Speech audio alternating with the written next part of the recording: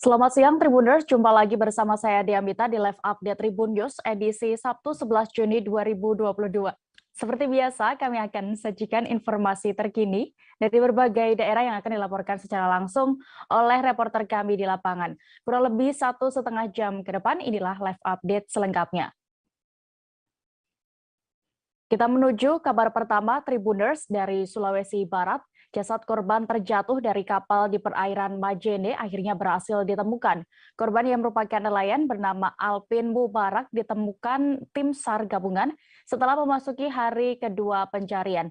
Ratusan warga dan keluarga yang menunggu menangis histeris melihat korban sudah dalam kondisi meninggal dunia.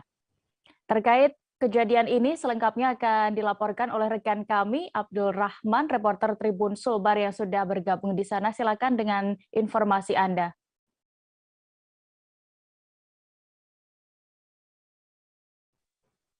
Ya, baik Dea dan Tribuners dimanapun Anda berada. Jadi benar sekali bahwa pada hari Kamis pada 7 Juni 2022 telah terjadi sebuah kecelakaan yang mengakibatkan satu orang pemuda yang bernama Alpin Mubarak di Kabupaten Majene terjatuh dari atas kapal di perairan Kabupaten Majene.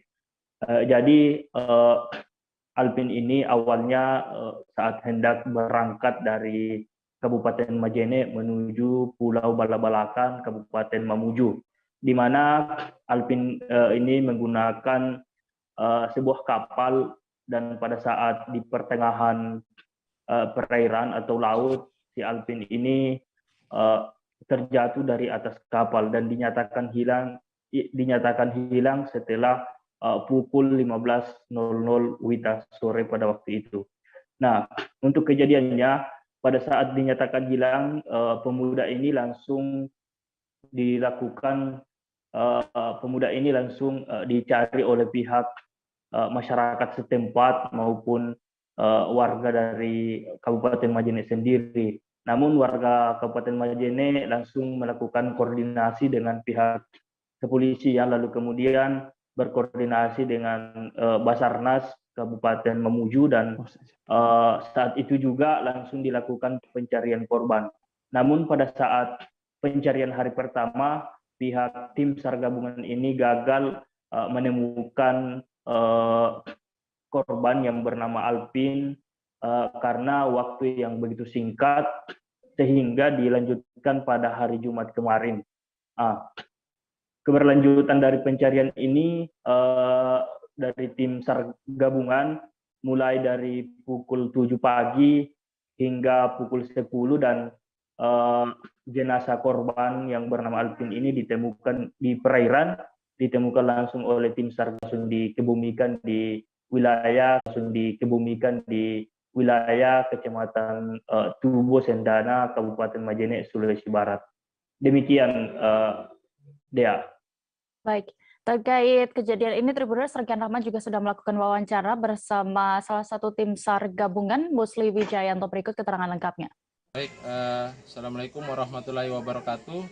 Selamat pagi menjelang siang. Untuk pagi hari ini kami melaporkan berdasarkan informasi kemarin yang kami terima bahwa telah terjadi satu kecelakaan kapal, yaitu main overboard. Satu orang tenggelam di perairan Pulau Sendana, tepatnya pukul 15.45. Dan setelah pencarian, alhamdulillah pada pagi hari ini tim SAR gabungan, yaitu terdiri dari TNI, Polri, teman-teman potensi dan aparat desa beserta masyarakat telah berhasil menemukan korban yang lokasinya tidak jauh dari titik LKK, yaitu sekitar 700 meter dari bibir pantai. Setelah korban berhasil ditemukan, korban dievakuasi ke rumah duka dan dikembalikan ke keluarga korban. Demikian dilaporkan.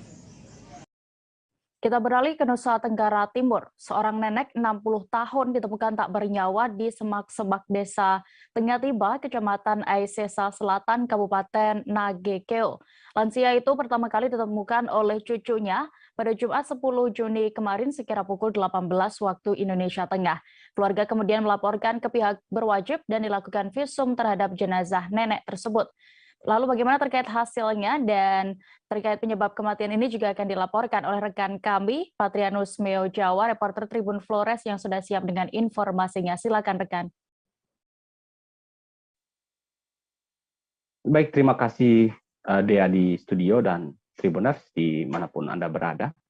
Dari Kabupaten Nagekeo, Provinsi Nusa Tenggara Timur, kami melaporkan terkait dengan temuan terbaru dugaan kasus penemuan mayat seorang wanita lansia yang telah berusia 87 tahun.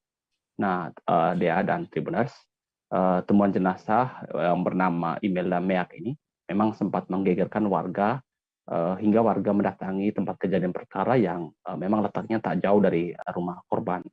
Nah, Dea dan Tribuners, lansia yang meninggal ini hidup sendiri bersama dengan dua orang cucunya di sebuah rumah yang sangat sederhana, berdinding bambu dan berlantai tanah. Nah, sementara itu rumah yang dihuni oleh korban ini juga letaknya jauh dari pemukiman warga, hingga kemudian warga berbondong-bondong datang ke rumah korban untuk melihat jasad korban. Nah, Dea dan Tribuners semua. Nah, malam tadi setelah polisi dari Kepolisian Resort Nagekeo menerima informasi dari warga, polisi sudah bergerak menuju ke tempat kejadian perkara untuk mengevakuasi korban ke Puskesmas Jawa Kisah. Nah, setelah beberapa jam di Puskesmas Jawa Kisah, petugas medis tempat bersama aparat kepolisian melakukan visum et spertum, namun belum ada informasi terkait dengan alasan mengapa kemudian jasad nenek berusia 87 tahun itu kemudian dikembalikan ke keluarga untuk dikebumikan hari ini, Dea. Nah, malam tadi bersama keluarga dan pihak kepolisian, keluarga bersepakat membuat surat pernyataan kepada pihak kepolisian untuk tidak meneruskan temuan mayat ini atau tidak mempermasalahkan penemuan mayat ini dan menerima kematian Imelda Meak ini sebagai musibah. Begitu Dea di studio. Saya kembalikan. Baik, terima kasih rekan Patrianus untuk laporan Anda dari Nusa Tenggara Timur. Kita beralih ke informasi berikutnya. Masih di Nusa Tenggara Timur, Tribuners, kita bergeser ke Kabupaten Sika. Seorang pedagang bernama Rusada 5 Gaa, 61 tahun, berhasil selamat dari percobaan perampokan. Peristiwa itu terjadi di Pasar Alok, Kecamatan Alok, Sika, pada Jumat 10 Juni kemarin, sekira pukul 3 waktu Indonesia Tengah, dini hari saat pedagang lain tengah terlelap. Akibatnya korban mengalami luka-luka sedangkan pelaku berhasil kabur. Untuk kronologi lengkapnya dan juga bagaimana terkait kondisi korban terkini akan dilaporkan bersama rekan kami, reporter Tribun Flores. Kami sudah terhubung dengan rekan Arnold Welianto di sana. Silakan dengan informasi Anda. Ya, baik Dea dan juga Tribuners dimanapun Anda berada, dapat saya laporkan dari Kabupaten Sika Flores Nusa Tenggara Timur. Memang benar pada Jumat kemarin seorang ibu mengalami kasus penganiayaan berat, dugaan penganiayaan di wilayah Pasar Alok, di mana korban akhirnya mendapat luka di jari dan dilarikan ke Rumah Sakit Umum Dr. T.J. Momere. Dan dia ada yang Tribuners untuk diketahui di Pasar Alok sendiri di Kota Momere memang akhir-akhir ini sering sekali terjadi kasus pencurian dan penganiayaan, dugaan penganiayaan ini. Salah satunya yang dialami oleh salah satu pengguna pasar ini, dan juga terkait dengan pencurian di wilayah Pasar Alok ini sudah sering terjadi, di mana para pedagang sering kehilangan barang-barang dan harus sebagian pedagang harus gulung tikar karena usaha mereka atau barang mereka dicuri oleh orang tak dikenal. Dan bukan hanya kali ini, tapi sudah terus-menerus. Dan dia dan juga Tribuners untuk diketahui, memang kasus ini sudah dilaporkan ke pihak berwajib antara lain di maksud kami di pengelola pasar, petugas pengelola pasar dan juga pihak kepolisian Polres Sika. Namun menurut informasi yang berhasil kami himpun, para pedagang ini sudah membayar iuran yang bervariasi mulai dari yang bagian lapak hingga yang di bagian blok-blok dengan harga yang bervariasi mulai dari 5.000 hingga ratusan ribu rupiah. Namun untuk keamanan tersendiri di pasar tersebut tidak dijamin. Bahkan para pedagang sering terjadi mengalami kehilangan barang-barang dagangan mereka. Ada yang sampai satu kios habis dicuri oleh orang tak dikenal. Namun hingga saat ini belum ada titik terang atau pengamanan dari pihak pengelola pasar. Padahal para pedagang sendiri sudah setiap bulan sudah membayar iuran keamanan, Tribuners. Dan juga hingga saat ini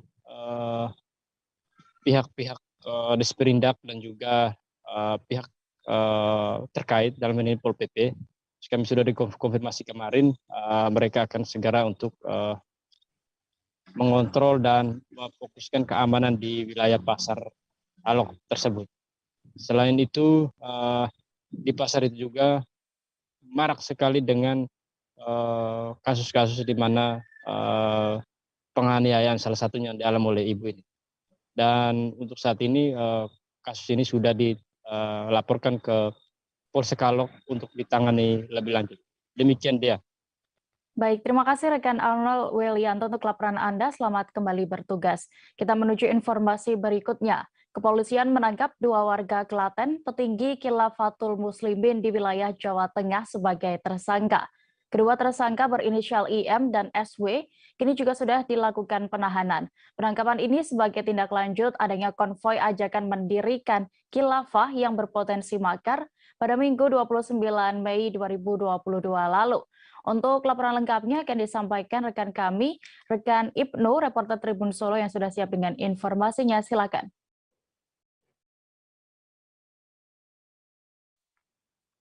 Selamat siang rekan Dia dan Tribuners.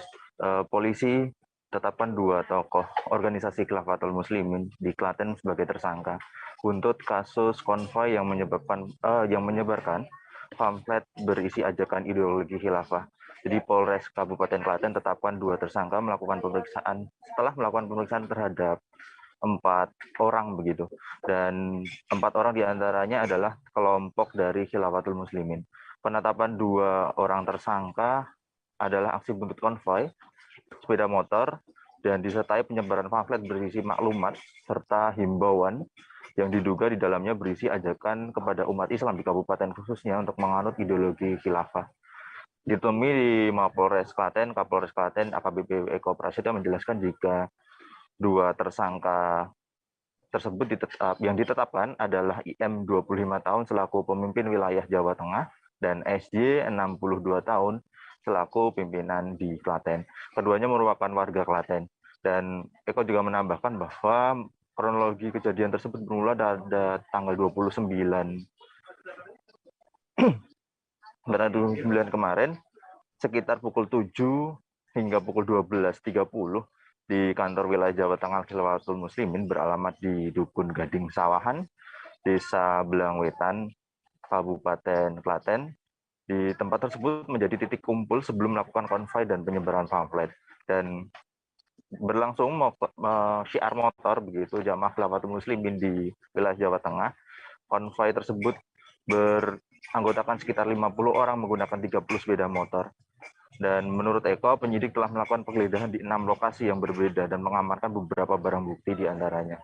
4 lokasi merupakan kantor yang digunakan Khilafatul Muslimin, sedangkan 2 lokasi adalah rumah dari 2 tersangka yang ditetapkan oleh petugas kepolisian begitu. Dan selain pamflet yang berisi maklumat dan himbauan dari jamaah Khilafatul Muslimin, diamankan juga buku majalah Khilafatul Muslimin, baiat warga Khilafatul Muslimin, dokumen Khilafatul Muslimin, struktur organisasi, dan beberapa peralatan kantor penunjang kegiatan Khilafatul Muslimin. Dan ditemui di lokasi yang sama, Kasat Reskrim Polres Klaten AKP Guru Edi Suryana menambahkan jika penggeledahan tersebut menghasilkan barang bukti yang menjurus ke perbuatan yang membuat struktur organisasi khilafah begitu. Dari sejumlah rumah dan kantor yang dilakukan penggeledahan, di sana ditemukan berkas yang dikatakan membuat struktur organisasi khilafah. Dan setelah melakukan penyelidikan dan pengalaman lebih lanjut, adanya pamflet dan berisi dari organisasi NII Negara Islam Indonesia, JI atau Jamaah Islamiyah, dan juga struktural dari keseluruhan organisasi tersebut. Dan menurut guru, kegiatan tersebut sudah mulai dari tahun 2009 hingga saat ini. Dan diperkirakan hingga saat ini ada berjumlah sekitar 400 hingga 500 orang. Dan menurut guru juga sebetulnya terdeteksi sudah cukup lama, namun organisasi cenderung tertutup dan saat ini mulai terbuka sehingga pihak kepolisian mulai mendalami sekaligus menetapkan 2 orang sebagai tersangka. Selain itu, guru menjelaskan bahwa perekrutan anggota mereka dengan mengiming-iming kehidupan yang lebih sejahtera dan kemerdekaan. Sedangkan yang ditangkap adalah pimpinan Jawa Tengah yang membawahi tidak hanya di Jawa Tengah namun wilayah Soloraya dan Jogja, sekaligus juga Kudus. Ditambahkan guru juga bahwa pihaknya meminta pendapat ahli terkait pamflet yang disebarkan oleh kelompok Khilafatul Muslimin. Dari pendapat tersebut dinyatakan bahwa Khilafatul Muslimin tidak memberikan dalil secara utuh apa itu terkait dengan khilafah. Dan jika orang membaca isi pamflet tersebut ditakutkan akan menggiring opini yang persepsinya bertujuan untuk membentuk negara kekhalifahan. Guru juga menegaskan jika keduanya terancam pasal 14 ayat 1 dan atau pasal 15 Undang-Undang Nomor 1 Tahun 1946 tentang peraturan hukum pidana dan atau pasal 107 Junto 53 KUHP dengan ancaman hukuman selama-lamanya 20 tahun atau seumur hidup. Dan berikut yang dapat saya laporkan rekan dia. Baik, terima kasih rekan Ibnu untuk laporan Anda langsung dari Klaten, Jawa Tengah. Selamat kembali bertugas. Kita beralih ke informasi berikutnya, Tribuners. Kepala Staf Angkatan Darat atau KSAD Jenderal TNI Dudung Abdurrahman menjalani sidang terbuka doktoral Program Studi Ilmu Ekonomi Universitas Trisakti Jakarta pada Sabtu 11 Juni 2022 hari ini. Disertasi Dudung berjudul Pengaruh Strategic Leadership Style dan Green Human Resource Management terhadap Manajemen Performance Kodam Jaya yang dimediasi oleh Teamwork Management.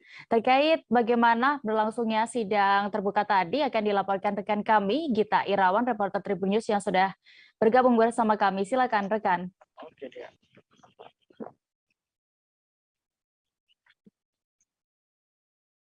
Selamat siang rekan Dea, selamat siang Tribuners. Baru saja kita tadi menyaksikan sidang terbuka doktoral Kepala Staf Angkatan Darat Jenderal TNI Dudung Abdurrahman yang berlangsung sekira pukul 9 pagi. Dalam sidang tersebut berlangsung lancar. Terdapat juga sesi sanggah dan menjawab dari para penguji juga Kepala Staf Angkatan Darat Jenderal TNI Dudung Abdurrahman. Dalam disertasinya tersebut, Dudung juga sempat memberikan contoh terkait dengan tema disertasinya, yakni terkait peristiwa penurunan baliho pada saat ia menjabat sebagai Pangdam Jaya Jayakarta. Dari disertasinya tersebut, akhirnya sidang memutuskan Jenderal TNI Dudung Abdurrahman lulus dengan predikat cum laude dan berhak menyandang gelar doktor. Dalam sidang tersebut turut hadir sejumlah petinggi pejabat TNI Angkatan Darat, juga keluarga dari Jenderal TNI Dudung Abdurrahman. Demikian laporan yang bisa saya sampaikan. Kembali ke studio rekan Dea. Baik, terkait ini juga rekan kita sudah mendapatkan keterangan dari Jenderal TNI Dudung Abdurrahman, Kepala Staf Angkatan Darat. Berikut keterangannya. Ucapan yang setinggi-tingginya kepada ayahanda di sini hadir, Jenderal TNI Dr. Honoris Causa Purnawirawan Agung Gumilang, SH MSc, sini yang hadir mantan-mantan komandan saya, Majen TNI Cucu Sumantri, Majen TNI Wiarto, Majen Edison Abidopulu, luar biasa, beliau yang membimbing saya waktu saya berwira remaja. Dan ucapan terima kasih juga kepada Majen TNI Purnawirawan Yudi Margo Yusuf, Majen TNI Lin Kahuripan, terima kasih. Dan sahabat saya, Bapak Jasa.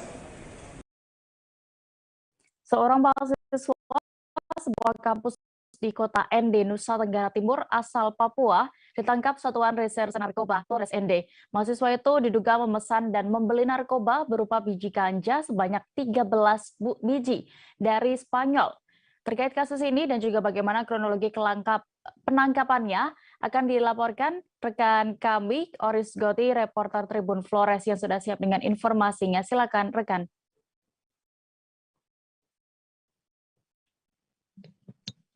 Dia dan Tribuners sekalian, kemarin itu memang terjadi penangkapan oleh Satres Narkoba Polres ND, di mana ada salah satu oknum mahasiswa dari salah satu perguruan tinggi di ND, itu ditangkap oleh Satres Narkoba di kos-kosannya di kota ND. Nah, saat ditangkap, oknum mahasiswa ini tidak melakukan perlawanan. Selain mengamankan si oknum mahasiswa ini, Satres Narkoba juga mengamankan barang bukti berupa barang yang diduga biji ganja berjumlah 13 biji. Selain itu, Satres Narkoba juga mengamankan 6 buah pot. Nah, pot ini sudah direncanakan oleh oknum mahasiswa bahwa biji ganja itu akan ditanam di 6 pot ini. Kemarin juga saya sudah mengkonfirmasi Kapolres ND AKBP Andre Librian. Dia menerangkan bahwa biji ganja tersebut dipesan oleh oknum mahasiswa di Spanyol, pesannya secara online, di mana si oknum mahasiswa ini menghabiskan uang kurang lebih 1.200.000 untuk membeli biji ganja tersebut.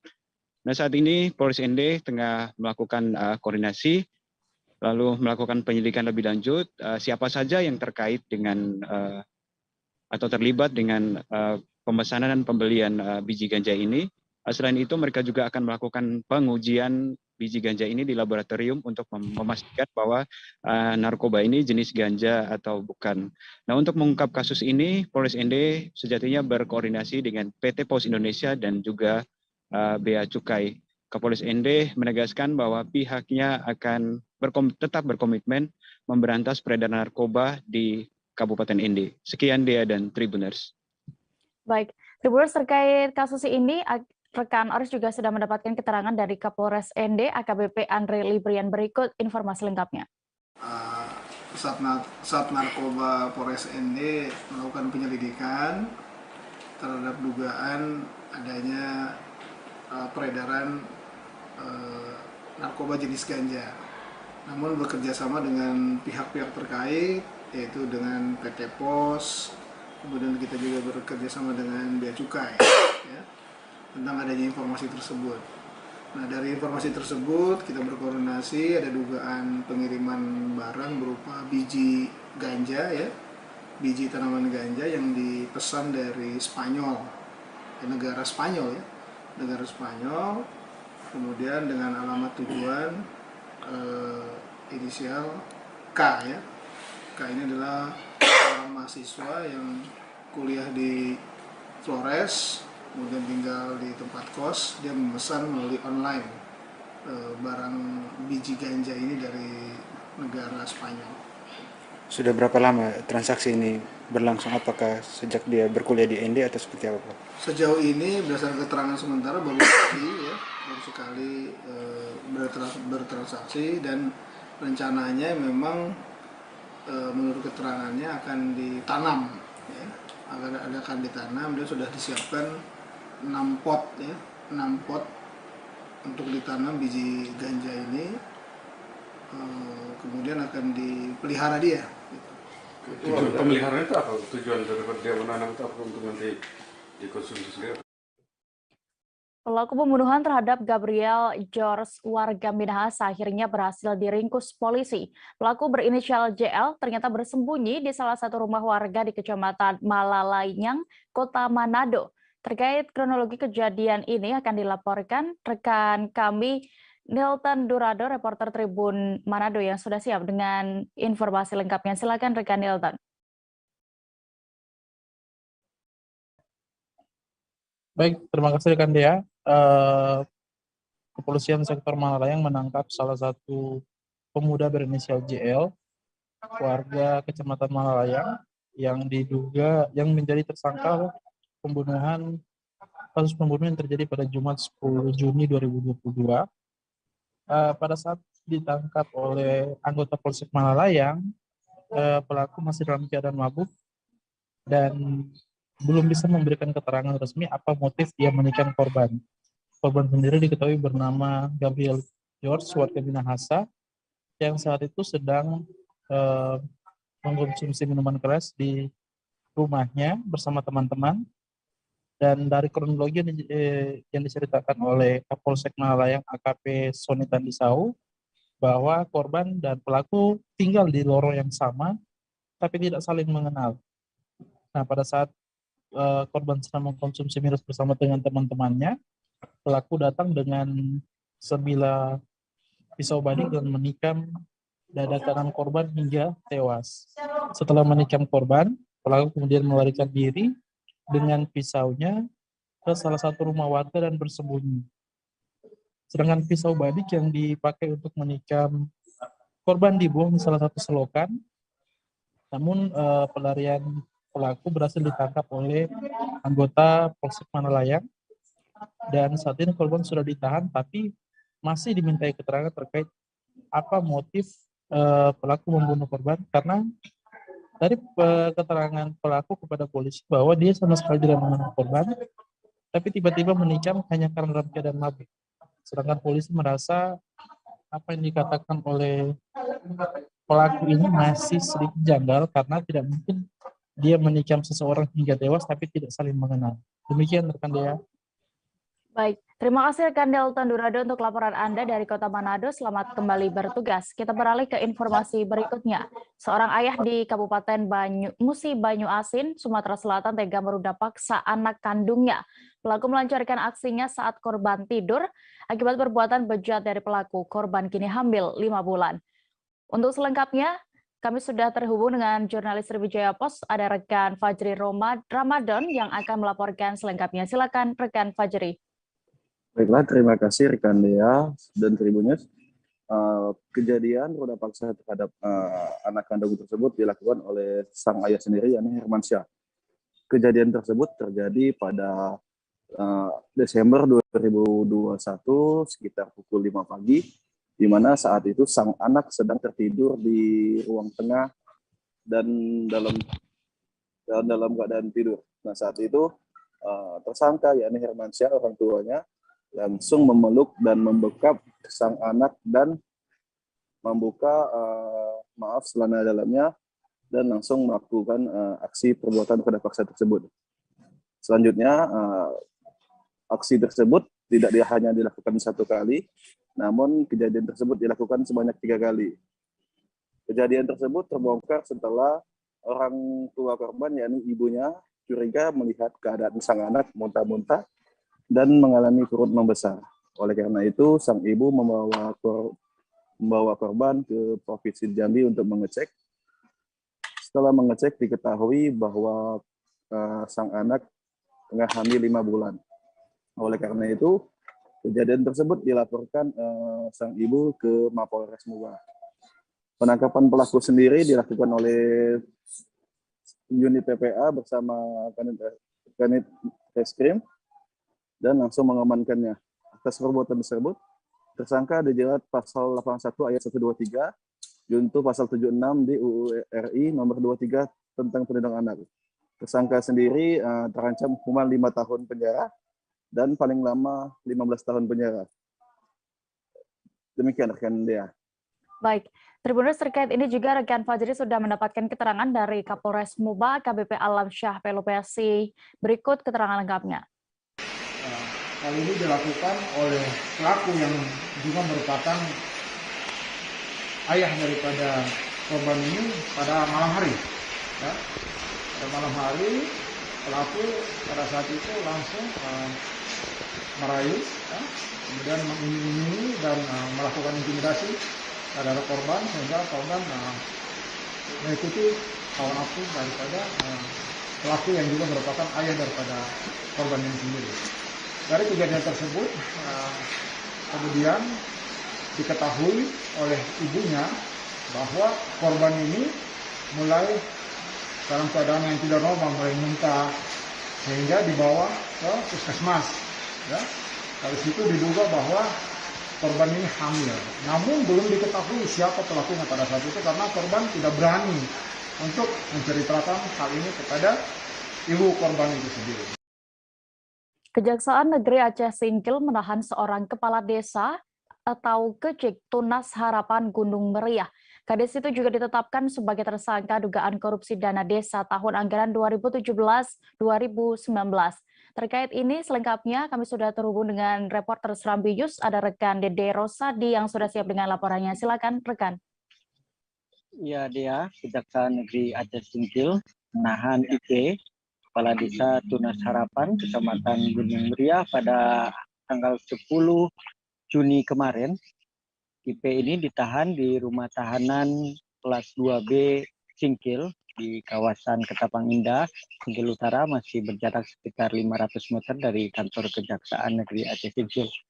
Jaksa menahan IP lantaran diduga melakukan tindakan korupsi dana desa pada tahun 2017 sampai 2019.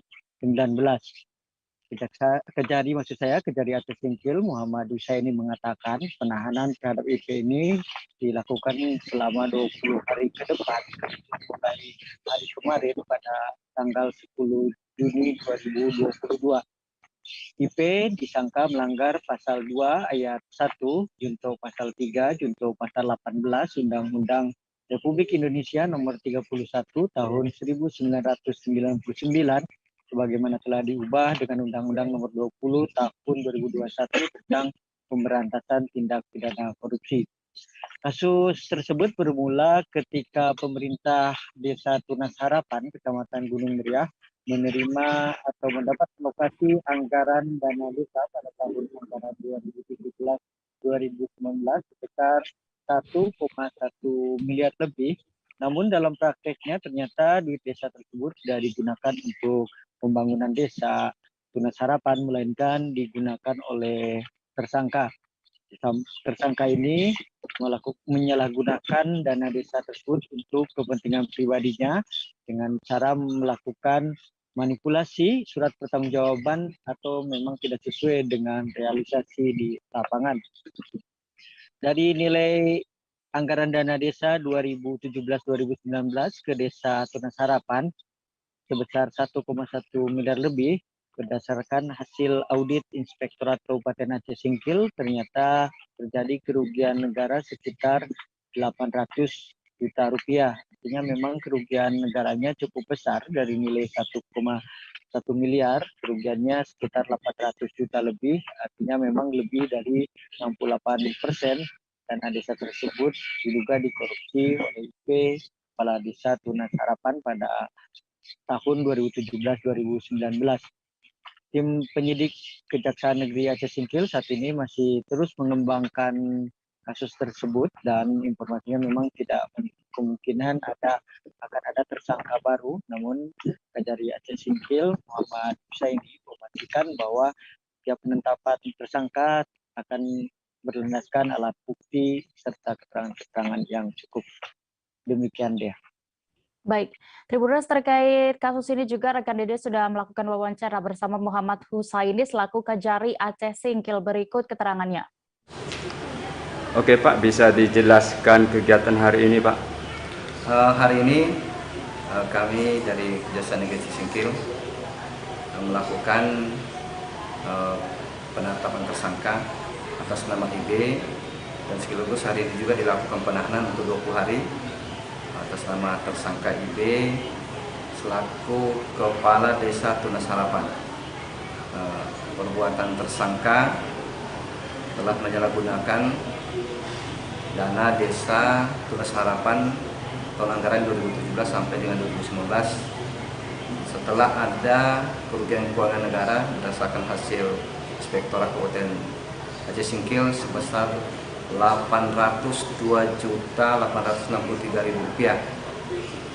Kami melakukan penahanan selama 20 hari, terhitung pada hari ini tanggal 10 Juni 2020 sampai dengan 29 Juni 2020. Pesan kami bahwa untuk seluruh kepala desa khususnya yang ada di Aceh Singkil ini, dirasa prihatin kami ini sudah beberapa kali kepala desa tersangkut tindak pidana korupsi. Dan saya berharap bahwa seluruh kepala desa yang ada kiranya tetap mematuhi segala peraturan yang ada, melaksanakan anggaran ini tidak fiktif, karena fiktif ini artinya modus operandinya, mensreanya sudah jelas bahwa mereka melakukan tindak pidana korupsi. Bahwa kejaksaan juga sudah melakukan beberapa kali bimbingan, ada jaksa sahabat desa yang kami lakukan. Selanjutnya kepala desa juga sudah berikan bimbingan teknis oleh Dinas BPMK bekerja sama dengan beberapa instansi terkait.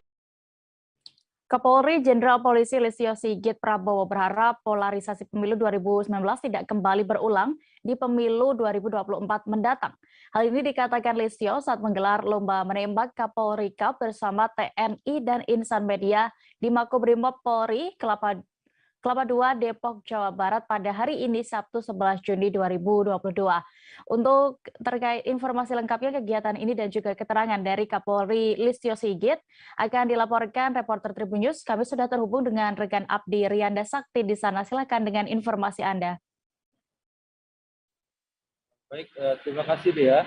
Saat ini saya berada di Makobrimob Kelapa 2 Depok untuk melaporkan langsung terkait kegiatan lomba menembak Kapolri Cup dalam rangka peringatan hari ulang tahun Hari Bayangkara yang jatuh pada tanggal 1 Juli 2022 mendatang. Kegiatan ini dilakukan untuk memperkuat soliditas dan sinergitas antara Polri, TNI, dan insan media yang diharapkan oleh Kapolri sendiri agar polarisasi pemilu 2019 tidak kembali terulang di pemilu 2024 mendatang. Selain itu, soliditas dan sinergitas ini bisa mengantarkan event-event baik nasional maupun internasional ke depannya dengan lancar. Jenderal Listio Sigit sendiri juga menyebut event besar itu adalah terkait dengan presidensi G20, Hari Raya Idul Adha, kemudian juga ada peringatan Hari Kemerdekaan 17 Agustus dan Pemilu 2024. Lebih lanjut, mantan Kabar Reskrim Polri ini menyebut kegiatan ini juga diharapkan bisa menjadi semangat dan bisa menjadi contoh bagi para peserta hingga masa pendukung calon presiden atau capres pada 2024 mendatang. Diketahui lomba ini melibatkan TNI hingga insan media yang digelar selama 2 hari, yakni pada tanggal 10 dan 11 Juni 2022. Pada hari pertama, lomba diikuti oleh perwira tinggi atau Pati Polri, Bintang 1, dan Koordinator Liputan atau Korlip, serta wartawan media nasional. Kemudian di hari kedua, kompetisi ini juga diikuti oleh 120 orang peserta yang 33 diantaranya adalah pemimpin redaksi atau pemret media nasional. Demikian, kembali ke studio Dea. Baik, terima kasih rekan Abdi Rianda melaporkan langsung dari sana. Berikut Tribuners kami tampilkan keterangan dari Jenderal Polisi Listio Sigit Prabowo selengkapnya. Masing-masing memiliki tugas sesuai dengan fungsinya masing-masing. Namun demikian dengan sinergitas dan soliditas ini kita harapkan kita bisa mengantarkan beberapa event besar, event internasional yang sebentar lagi akan kita hadapi, presidensi, dan kemudian juga ada beberapa kegiatan-kegiatan lain seperti kegiatan Idul Adha yang sebentar lagi kita hadapi, kemudian rangkaian 1 Juli sendiri 17 Agustus, dan juga kita sudah masuk kegiatan pemilu pilkada, pileg dan pilpres yang tanggal 14 Juni sudah dimulai bersama, sehingga tentunya untuk melaksanakan ini semua kita harus meningkatkan kesatuan. Dan ini juga kesempatan bagi kita untuk mengingatkan bahwa pengalaman yang ada bahwa tahun 2019 sisa-sisa dari kegiatan pileg, pilpres, dan pilkada misalkan polarisasi. Jadi, pasangan suami istri di Kabupaten Pinrang, Sulawesi Selatan gagal berangkat haji bersama tahun ini. Padahal keduanya sudah mendaftar haji pada tahun 2010 lalu dengan menyetor uang 50 juta rupiah. Mereka bahkan telah melakukan pelunasan dana haji dan sudah mengurus segala perlengkapan dokumen hingga ikut manasik haji. Untuk informasi lebih lengkapnya akan dilaporkan rekan kami Nining Anggra, ini reporter Tribun Timur yang sudah siap dengan informasinya. Silakan rekan Nining. Ya, terima kasih Dea. Baik Tribuners, untuk diketahui pasangan suami istri dari Kabupaten Pinrang ini bernama Labunru, berusia 67 tahun, dan istrinya bernama Nurlia, berumur 59 tahun. Nah, Labunru mengatakan dia sengaja mendaftar haji bersama istri agar bisa menunaikan ibadah rukun Islam kelima ini secara bersama-sama. Bukan hal mudah juga, pasalnya Labunru yang sehari-harinya bekerja sebagai petani ini mengumpulkan uang dari hasil keringatnya itu selama bertahun-tahun. Nah, namun impian Labunru untuk naik ke Tanah Suci bersama istrinya ini harus tertunda, pasalnya pemerintah Arab Saudi melarang calon jemaah haji yang berusia 65 tahun ke atas untuk berangkat ke Tanah Suci karena alasan pandemi COVID-19. Nah, sementara itu Nurlia mengaku seharusnya itu mereka berangkat haji tahun 2020 Tribunars. Mereka bahkan telah melakukan pelunasan dan juga sudah mengurus segala perlengkapan dokumen. Nah, mereka juga sempat mengikuti manasik haji tingkat kabupaten pada tahun 2020 itu, namun harus tertunda lagi karena pandemi COVID-19. Jadi pasangan suami istri ini menunggu dari tahun 2020, kemudian tahun 2021, kemudian tahun 2022 ini mereka gagal lagi karena Nurlia ini pernah sakit ya Tribuners. Jadi pada tahun 2022 ini nama Nurlia muncul atau menjadi daftar calon haji yang bisa berangkat tahun ini, namun sayangnya gagal karena vaksin Nurlia tidak lengkap Tribunars, padahal keberangkatan haji sudah semakin dekat. Jadi Nurlia terlambat vaksin COVID-19 itu karena Nurlia pernah sakit sebelumnya. Nah, sementara Labunru suaminya ini tidak bisa naik atau berangkat ke Tanah Suci tahun ini karena usianya sudah di atas 67 tahun. Nah, sementara itu keponakan dari Nurlia dan Labunru ini, Abdul Aziz, mengaku bahwasannya dia menyerahkan sepenuhnya ke Kementerian Agama Pinrang untuk dilakukan evaluasi atau bagaimana dicarikan jalan keluar bagi calon jemaah haji ini yang tertunda berangkat ke Tanah Suci tahun ini agar tahun depan bisa diprioritaskan. Nah, untuk diketahui sendiri ada 28 calon jemaah haji Kabupaten Pinrang yang tertunda naik ke Tanah Suci tahun ini karena pemberlakuan batasan usia dari pemerintah Arab Saudi. Seperti itu rekan Dea. Baik, Tribuners, terkait ini juga rekan Nining sudah melakukan wawancara bersama Labunru, calon jamaah haji, dan juga Abdul Aziz, keponakan dari Labunru. Berikut keterangan lengkapnya. Keluarga semua sudah tahu karena sudah disampaikan bahwa orang tua kita ini tidak jadi berangkat karena vaksinnya karena umur juga iya. Kalau yang laki-laki gara-gara umurnya yang tidak masuk batas. Jadi yang daftar di sini Pak dua suami istri ya? Suami istri yang sebenarnya awalnya istrinya ada namanya, tapi karena dengan alasan itu tadi ya akhirnya istrinya juga tidak. Katanya ibu sempat ikuti manasik haji. Sudah sempat mengikuti manasik haji kabupaten, tapi terpaksa batal, tertunda. Tertunda lagi. Iya, karena masalah apa itu Pak? Ya karena vaksinnya yang tidak bisa mencukup sampai batas pemberangkatan. Untuk jamaah haji Kabupaten Pinrang. Jadi untuk ketiga kalinya nih Pak, artinya tertunda keberangkatan. Iya, untuk tahun ketiga ini tertunda. Pak, harapannya sebagai pihak keluarga apa sih yang diharapkan supaya kedua orang tua ini bisa berangkat lagi? Ya, kalau harapan kami ya mudah-mudahan ke depan pemerintah itu sudah perhatikan karena sudah tua juga kasihan. Makanya mudah-mudahan tidak ada lagi alasan bahwa apapun alasannya, mudah-mudahan yang tertunda tuh ini mudah-mudahan tahun depan berangkat. Amin. Ada yang berangkat juga? Iya. Tidak jadi. Tidak jadi juga. Iya. Jadi sudah 2 kali ditunda, 3 kali ditunda ini Pak sama Ibu? Iya. Sudah 3 kali. 3 kali. Pak, apa harapannya Pak? Mau tak supaya apa? Mau Tahun tak, depan supaya bisa naik sama istri tak. Indonesia. Mudah-mudahan tidak ditunda lagi oleh pemerintah. Mudah-mudahan tidak ditunda lagi, Di. Tidak lagi batasan usia. Apa kita kerja Pak? Petani, Di. Jadi setiap hari ya mengisi hari-hari di sini Pak, bertani begitu. Waktu daftar ke haji itu kita kumpulkan uang tak dari hasil tani. Selama 12 tahun ini? 12 tahun, Di. Asrama Haji Embarkasi Banjarmasin menyiapkan 2 ruang isolasi bagi jamaah calon haji Kalimantan Selatan dan Tengah yang dinyatakan positif COVID-19. Nantinya saat calon jemaah haji tiba di sana, mereka akan kembali menjalani tes swab ulang terlebih dahulu. Untuk informasi lebih detailnya, kami sudah terhubung dengan reporter Banjarmasin Pos. Ada rekan Milna Sari yang sudah siap dengan informasinya. Silakan rekan.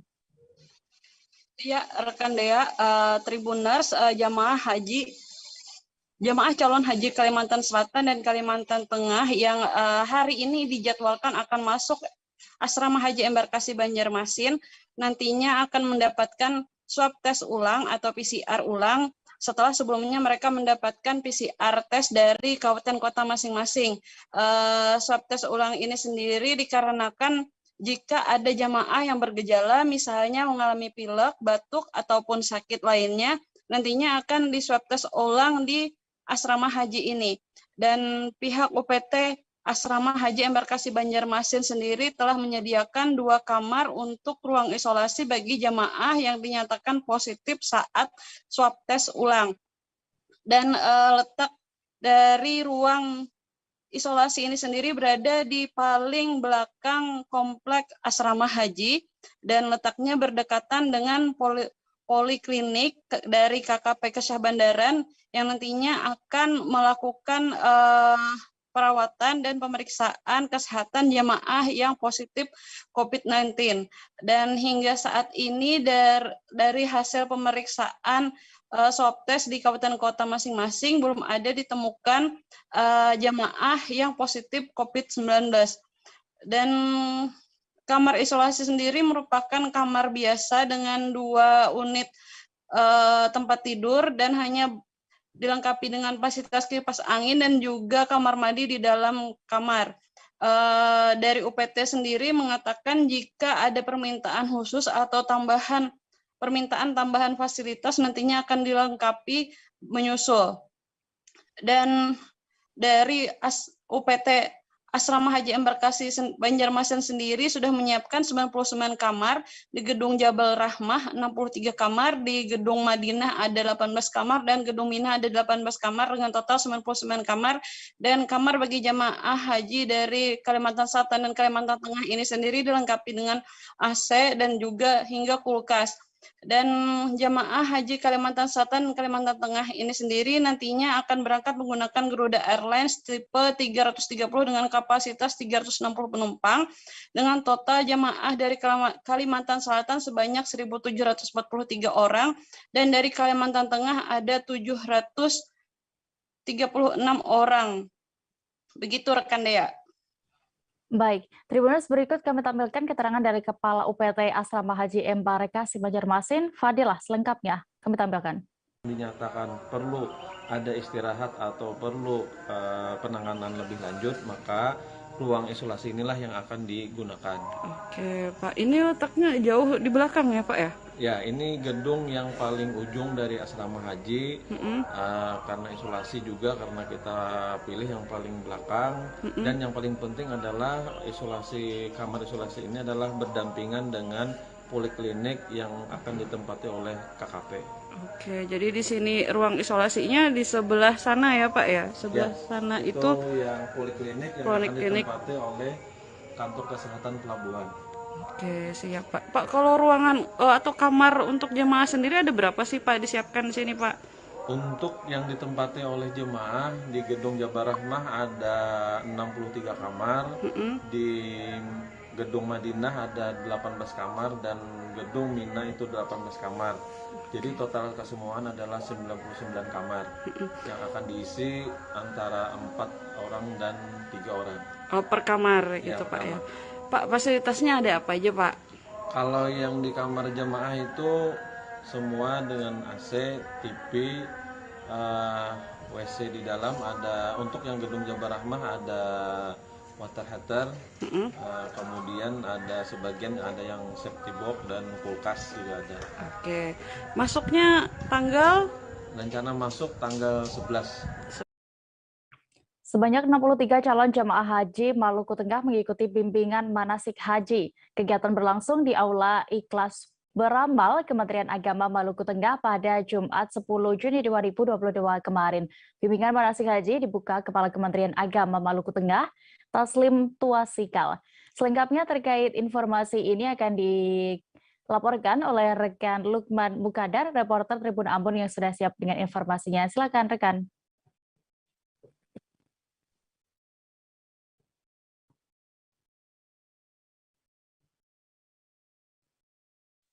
Halo?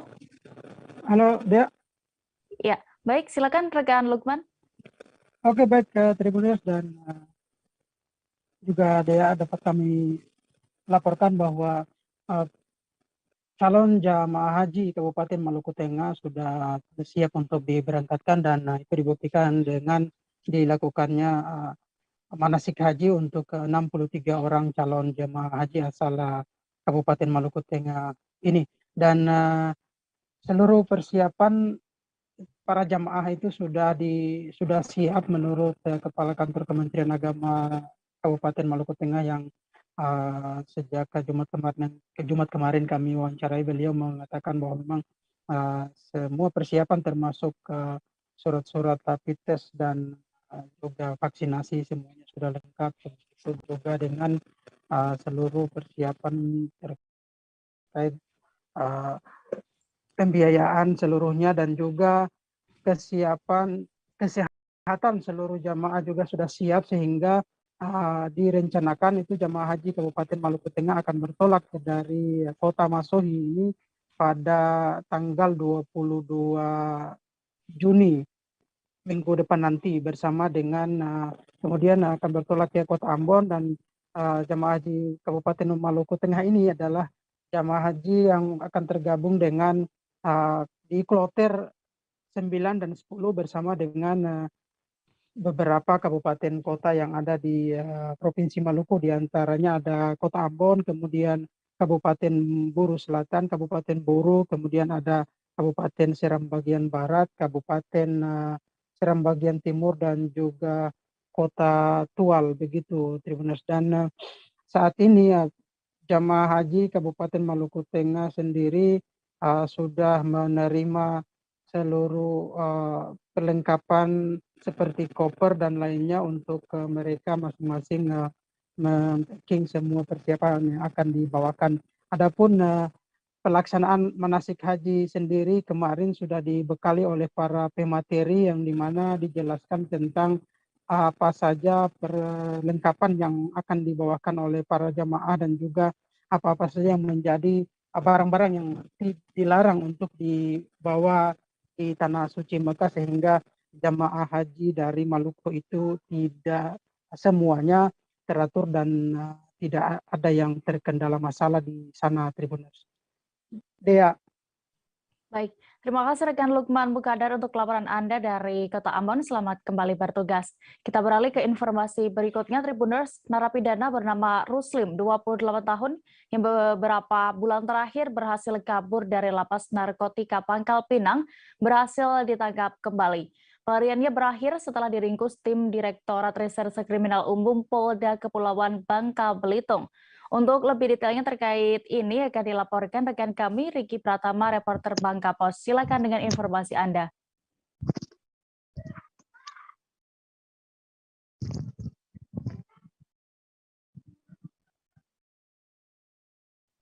Halo, rekan Riki.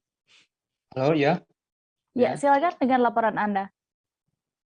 Baik, pemirsa Tribuners dimanapun berada, bahwa pada hari ini saya akan melaporkan secara langsung terkait penangkapan yang dilakukan oleh Direktorat Reserse Kriminal Umum Dirkrimum Polda Bangka Belitung pada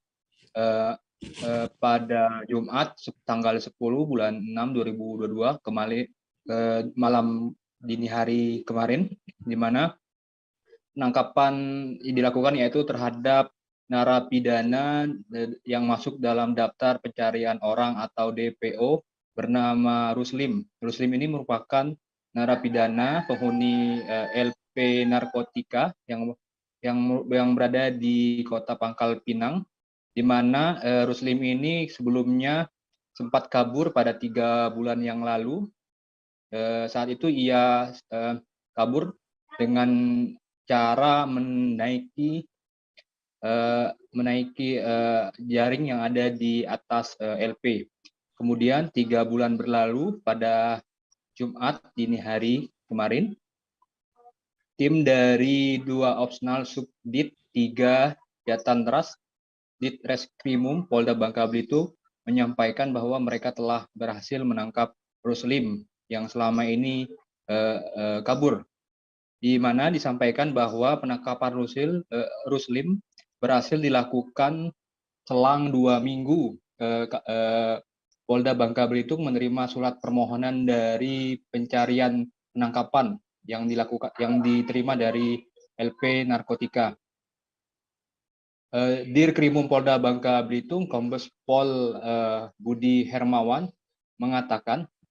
menceritakan penangkapan bermula sejak Minggu 5 Juni 2022. Mendapatkan informasi bahwa DPO Ruslim ini berada di seputaran daerah Lubuk, Kabupaten Bangka Tengah. Kemudian besok harinya, Senin 6 Juni 2022, tim Jatantras Polda Bangka Belitung mulai melakukan pencarian dan penjejakan guna menangkap DPO dan pada hari Kamis 9 Juni pukul 8, tim Jatantras Babel mulai bergerak menuju TKP dan selanjutnya pada jam 1.30 dini hari kemarin berhasil ditangkap, dan sekarang Ruslim berada di Polda Bangka Belitung untuk dilakukan pemeriksaan lebih lanjut. Kemudian berdasarkan wawancara dengan Ruslim, selama ia kabur 3 bulan, ia mengatakan sempat bekerja sebagai kuli bangunan di Bangka Belitung, termasuk juga sempat menemui keluarganya yang berada di Kabupaten Bangka Tengah. Sebelum akhirnya ia dibekuk oleh jajaran Polda Bangka Belitung. Begitu, ya. Baik, terima kasih rekan Regi Pratama untuk laporan Anda. Selamat kembali bertugas. Kita beralih ke Nusa Tenggara Barat, Tribuners. Literasi asuransi di Indonesia masih pada angka yang rendah. Angka rendah tersebutlah yang menyebabkan banyaknya ketakutan masyarakat terkait asuransi. Untuk itu, Asosiasi Asuransi Umum Indonesia Regional NTB mengedukasi mahasiswa dan mahasiswi di Universitas Pendidikan Mandalika Mataram. Terkait bagaimana kegiatan ini berlangsung akan diinformasikan reporter kami dari Tribun Lombok. Ada rekan Jimmy Sucipto yang siap dengan informasinya. Silakan rekan.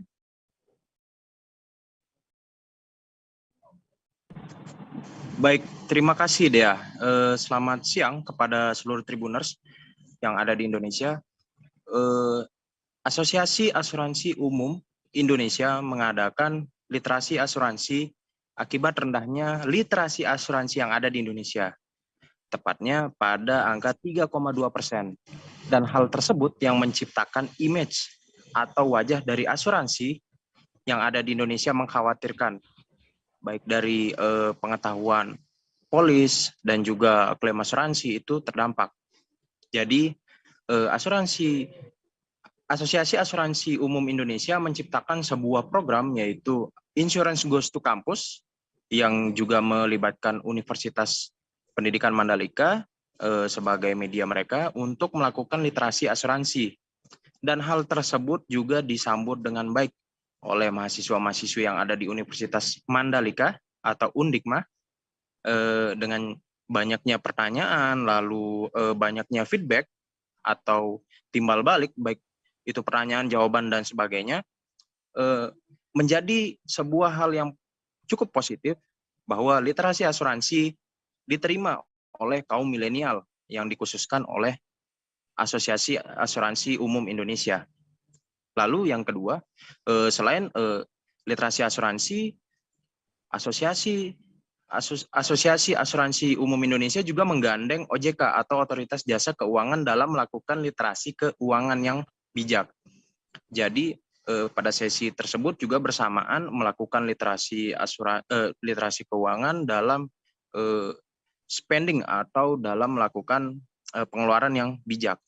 Baik itu tips dari 10%, 20%, 30% hingga 40% keuangannya kaum milenial bisa larikan kemana, begitu. Baik dari tabungan, melakukan hutang piutang, dan juga melakukan sedekah dan menabung.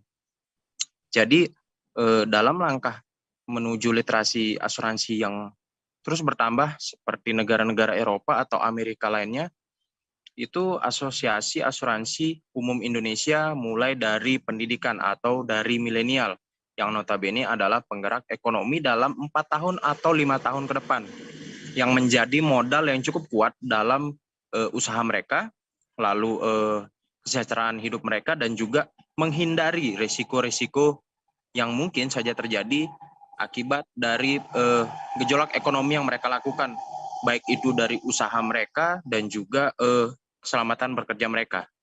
Begitu Tribuners dan juga Dea, saya kembali. Saya Jimmy Cipto mengucapkan terima kasih dan selamat siang.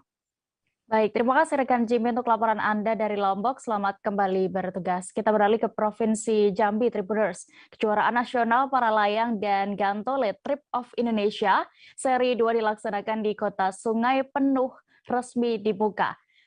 Troy Seri 2 ini akan dilaksanakan selama 3 hari dari tanggal 10 kemarin hingga 12 Juni mendatang, bertempat di Bukit Padon, Kecamatan Pondok Tinggi, dan diikuti oleh ratusan peserta dari seluruh penjuru Indonesia. Terkait bagaimana pelaksanaan perlombaan ini akan diinformasikan rekan Heru Pitra, reporter Tribun Jambi yang sudah siap dengan informasinya. Silakan rekan. Terima kasih, Dea. Perlu kami informasikan bahwa saat ini di Kota Sungai Penuh digelar kejuaraan nasional para layang Trip of Indonesia 2022 seri kedua. Kejuaraan ini diikuti sebanyak 150 orang peserta yang berasal dari 15 provinsi yang ada di Indonesia.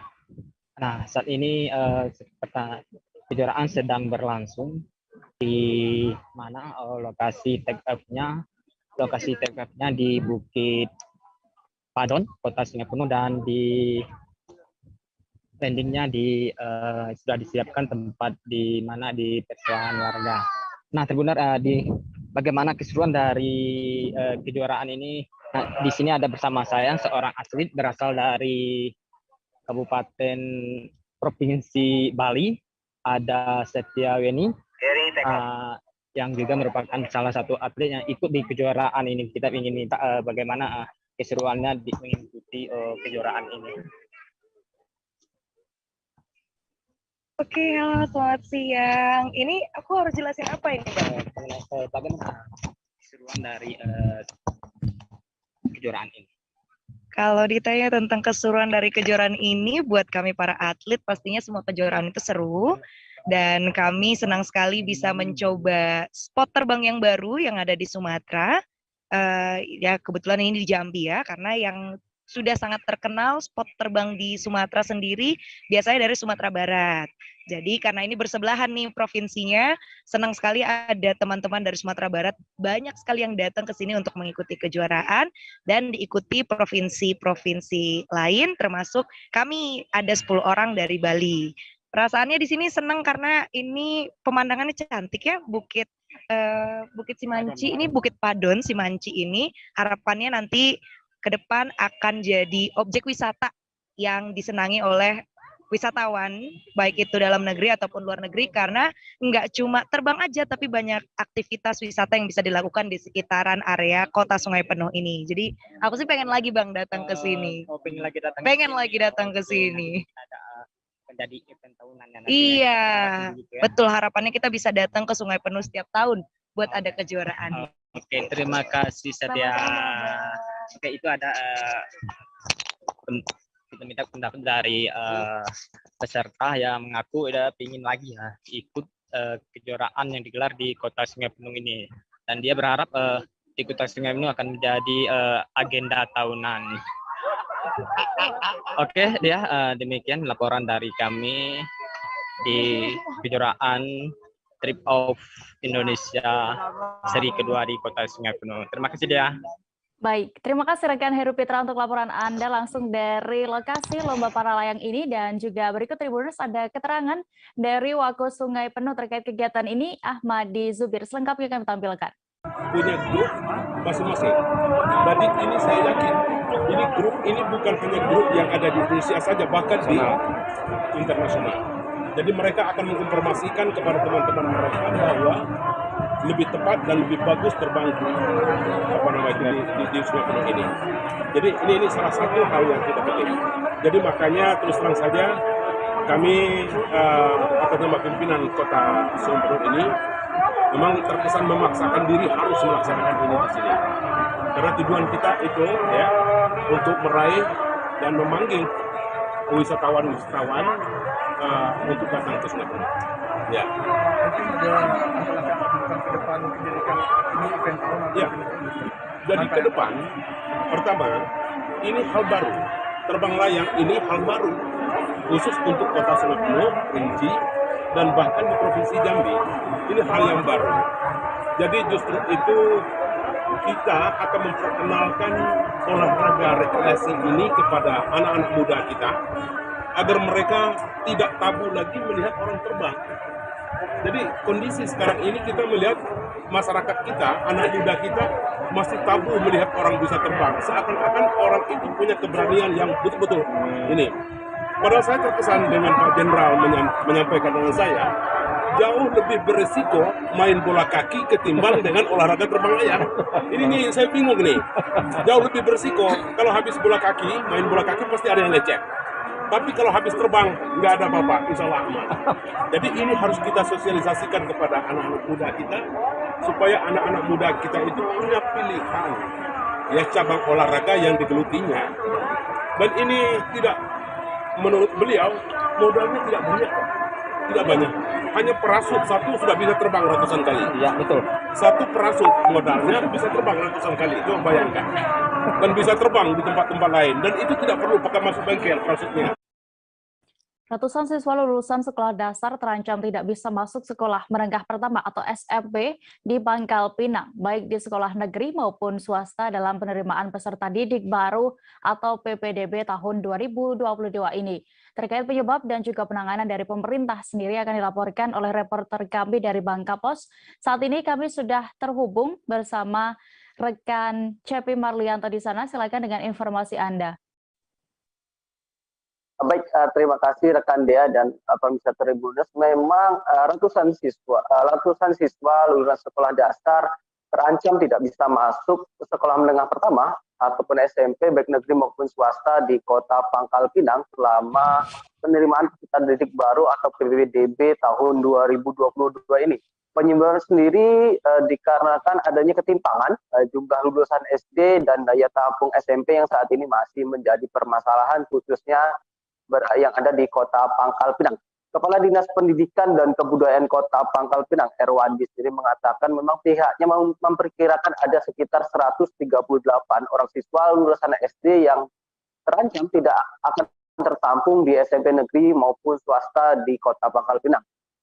Di mana berdasarkan data yang ada dari Dinas Pendidikan dan Kebudayaan Kota Pangkal Pinang, untuk jumlah lulusan SD tahun ini ada sekitar 3.840 orang siswa, baik dari negeri maupun swasta. Rinciannya sendiri ada sekitar 2.950 orang dari sekolah negeri dan sekitar 890 orang siswa dari sekolah swasta. Sementara itu untuk daya tampung SMP negeri maupun swasta yang ada di Kota Pangkal Pinang sendiri hanya disediakan sekitar 3.708 kursi. Hal itu terdiri dari 2.376 kursi untuk sekolah negeri dan 1.332 untuk sekolah SMP swasta yang ada di Kota Pangkal Pinang. Dengan begitu ada selisih sekitar 138 lulusan SD yang nantinya tidak akan terakomodasi lanjut ke jenjang SMP, di mana dengan begitu mereka terancam putus sekolah dan tidak dapat melanjutkan ke jenjang pendidikan yang lebih tinggi.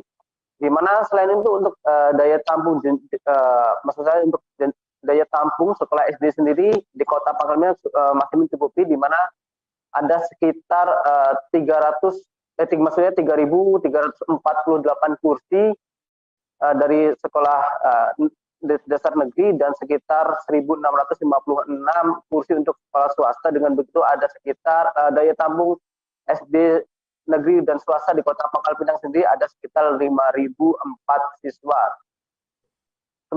Oleh karena itu untuk mengantisipasi ketimpangan tersebut, pihaknya sendiri telah melibatkan sekolah swasta dalam ini untuk ikut serta dalam proses pelaksanaan PBDB atau penerimaan peserta didik baru pada 22 ini. Selain itu, Dinas Pendidikan dan Kebudayaan Kota Pangkal Pinang juga meminta orang tua siswa atau wali murid untuk terbuka terhadap pilihan sekolah swasta yang saat ini memang direkomendasikan oleh pemerintah Kota Pangkal Pinang.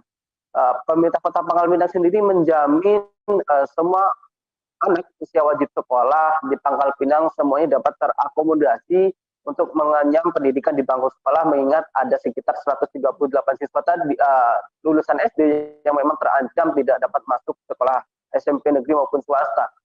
Pemerintah Pangkal Pinang sendiri juga telah menjamin tidak ada lagi diferensiasi sekolah negeri favorit dan non favorit di ibu kota Provinsi Kepulauan Bangka Belitung ini.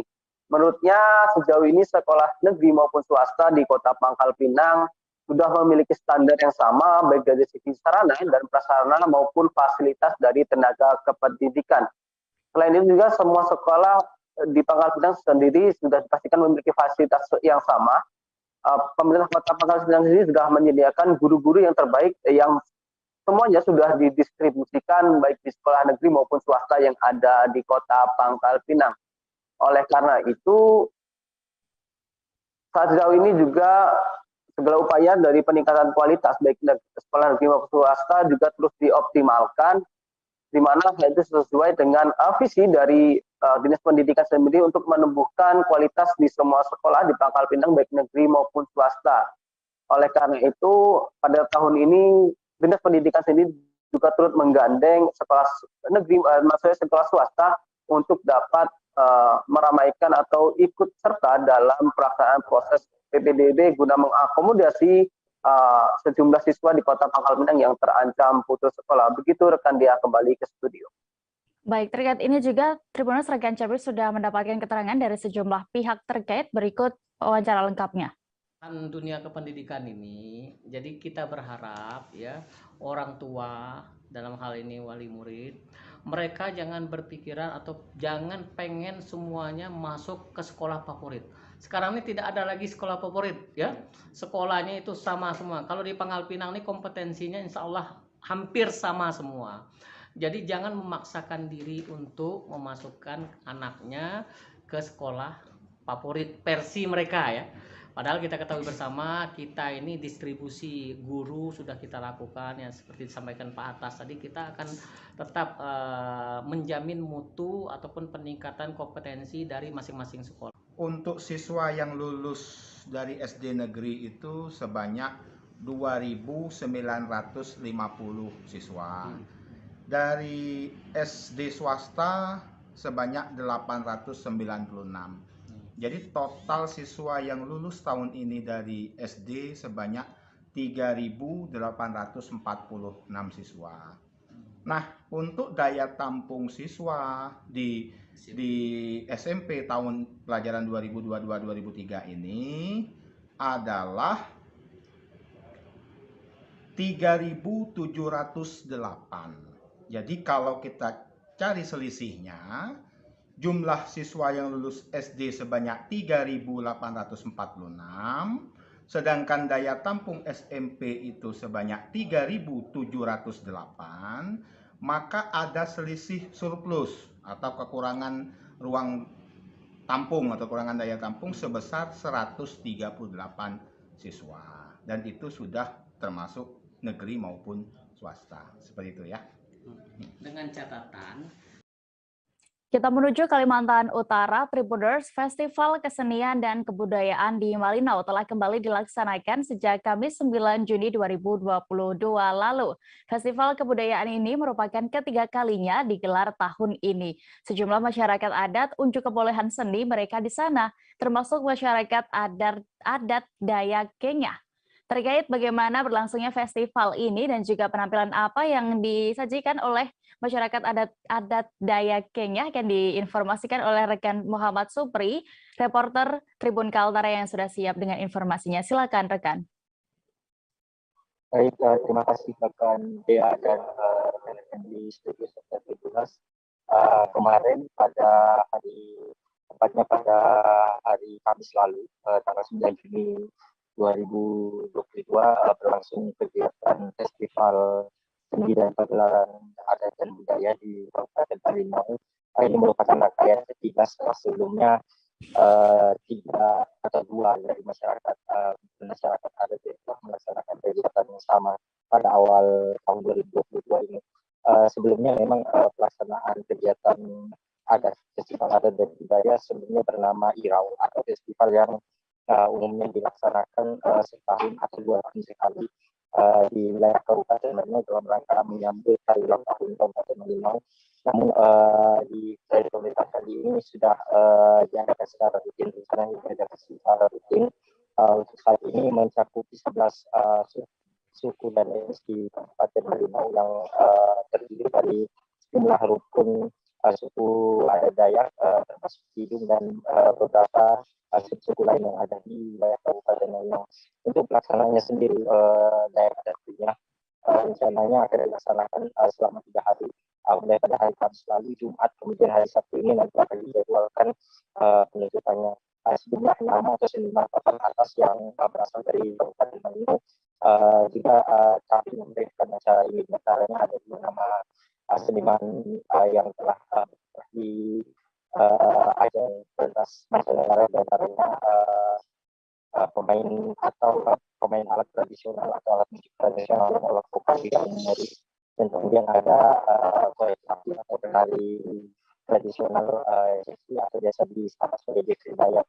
Nah, kegiatan ini memang merupakan salah satu kegiatan yang diperuntukkan untuk menunjang sektor pariwisata di Kabupaten Malinau, di antaranya beberapa desa-desa wisata yang tersebar di sejumlah wilayah Kabupaten Malinau. Rencananya kegiatan ini akan dilaksanakan secara bergiliran. Di antaranya 11 suku yang telah menampilkan kebudayaan dan seni pada tahun ini. Saat ini terhitung bersama dengan suku Dayak Kenya, sudah ada 3 suku yang menampilkan festival kebudayaan, dan direncanakan ada 8 lagi yang akan menyusul untuk mungkin di tahun ini akan direncanakan di tahun-tahun yang akan mendatang. Demikian rekan ya. Baik, terima kasih rekan Muhammad Supri untuk laporan Anda dari Kaltara. Selamat kembali bertugas. Kita menuju informasi berikutnya, Tribuners dari Sulawesi Barat. Seusai gempa berkekuatan 5,8 magnitudo mengguncang, Pelabuhan Feri Mamuju tidak beroperasi untuk sementara waktu. Kondisi Mamuju yang masih siaga bencana mengharuskan jadwal kapal mengalami penundaan.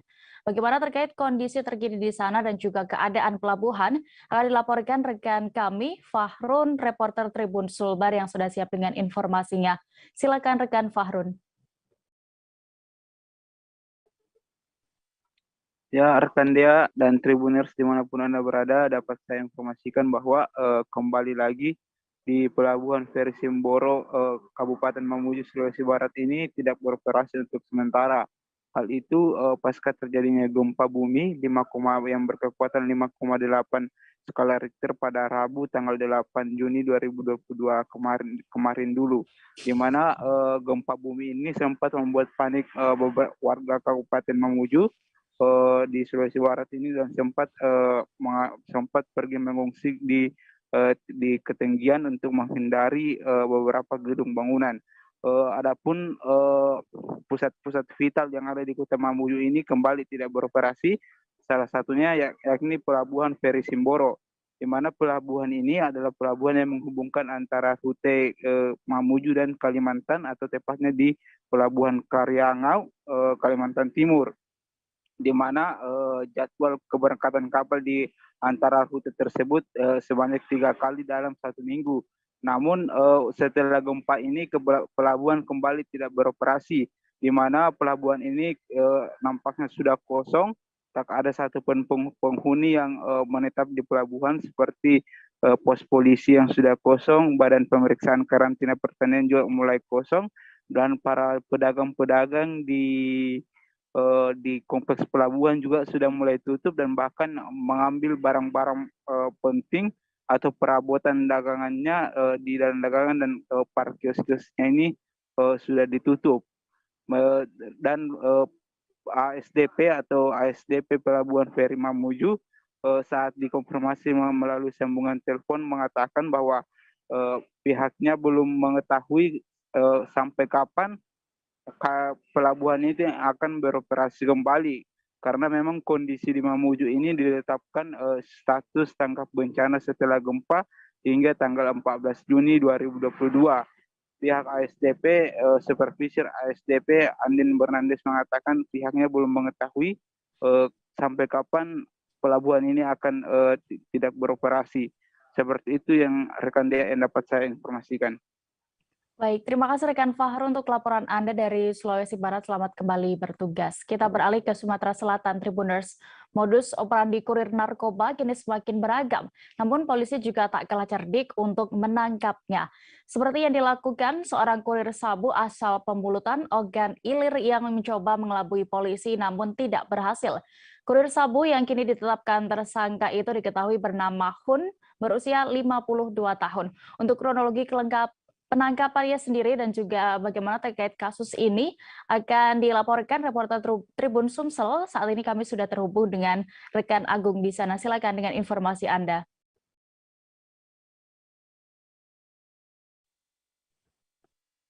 Ya, selamat siang rekan Dea dan juga Tribuners. Petugas dari Satres Narkoba Polres Ogan Ilir sudah saat ini telah mengamankan seorang kurir sabu, di mana proses penyelidikan mengenai peredaran narkoba khususnya jenis sabu di Ogan Ilir ini sudah dimulai sejak akhir Mei lalu, hingga mengerucut pada seorang kurir yang dicurigai pergerakannya, dan beberapa hari lalu petugas mengamankan kurir sabu yang hendak mengantarkan barang tersebut dari Palembang menuju Prabu Mulih. Adapun untuk mengakses kedua kota tersebut maka harus melalui Ogan Ilir, sehingga petugas mencegat kurir sabu tersebut di Indralaya, ibu kota Kabupaten Ogan Ilir.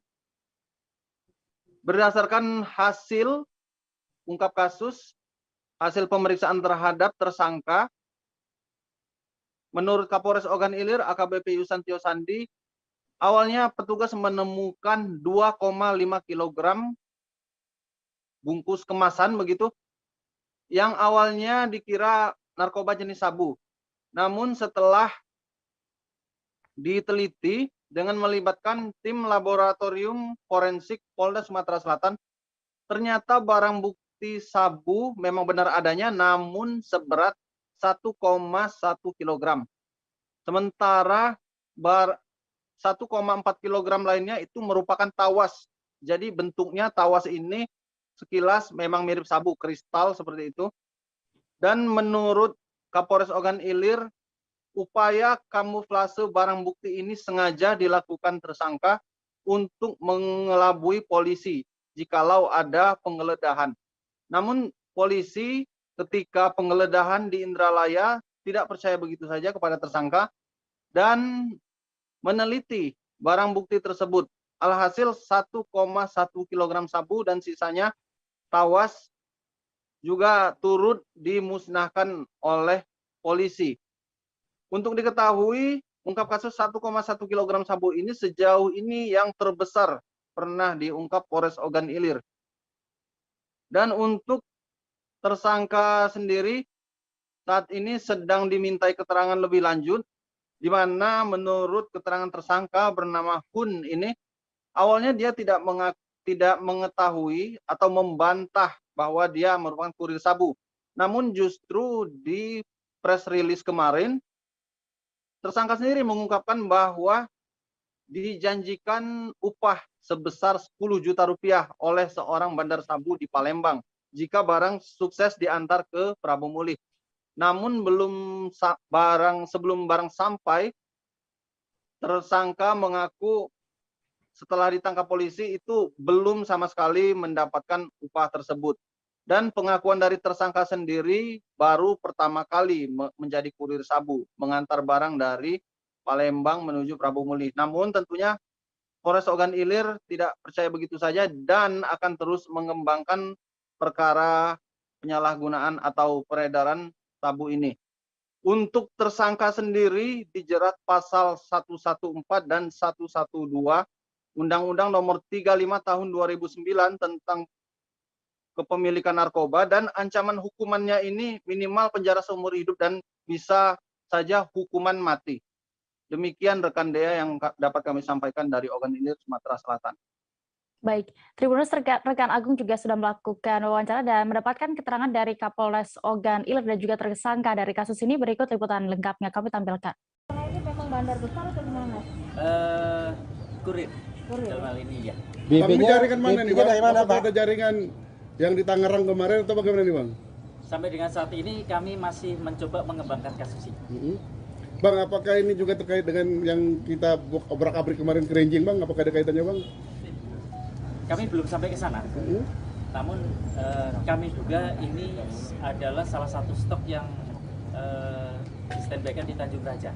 Kami belum tahu ini arahnya kemana. Tulisan Guan Yin Wang. Ada tulisan Guan Yin Wang.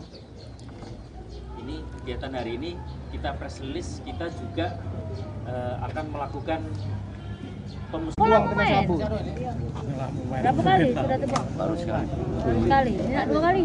Kalau ancamannya sampai hukuman mati, takut apa tidak? Takut kalau ketahuan, tidak ketahuan tidak. Dan pulang nggak, Pak? Cocong berapa, Pak? Cocong berapa? Belum, Bu. Berapa umurnya? Cocong? Umur? Apa melakukan ini? Jadi kue? Tidak tahu, Pak. Ajaknya berjalan. Iya. Ajaknya berjalan, melok aku. Oke, kita ke simpang mesin gua. Nah, tiba-tiba tidak tahu ada yang ngopol itu. Yang kawan kamu ngajak kamu ke situ tuh? Lari. Oh, tidak dapat? Kamu dewek yang dapat? Jadi itu uang mana aslinya? Tahu, Pak, Lo kenal di mana kamu dengan Jadi? kenal di jalan di warung. Pak, gawe kamu dari apa, Pak? Gawe kamu? Nampal pan. Nampal, Pak. Siapa yang nyuruh kamu ngambil sabu? Jadi tadi. Tapi Bapak ini kan sudah pernah masuk penjara juga, kasus yang sama juga. ya kemarin 2020. Iya. 2020. Berapa lama? Iya. 7 tahun 6 bulan. Nah. Baru seminggu keluar. Baru seminggu keluar. Baru seminggu. Buntu akal aku, Pak. Keluar 2000 bulan 11. Kalau 2 tahun keluar. 20 pokoknya. Kira-kira ini terdesak untuk biaya apa kalau dapat 10 juta tadi rencana? Untuk makan untuk anak bini loh. Anak bini dinjak. Informasi tadi sekaligus menutup perjumpaan kita dalam live update siang ini. Tribuners, lantaran masih di tengah pandemi, kami kembali mengingatkan untuk Anda tetap menerapkan protokol kesehatan dimanapun berada, meski sudah mendapatkan pelonggaran dari pemerintah. Jangan lupa juga Tribuners saksikan acara berikutnya, Travel Update pukul 2:30 sore di seluruh kanal YouTube Tribun Network. Saya Dea Mita beserta kru yang bertugas pamit. Terima kasih dan sampai jumpa.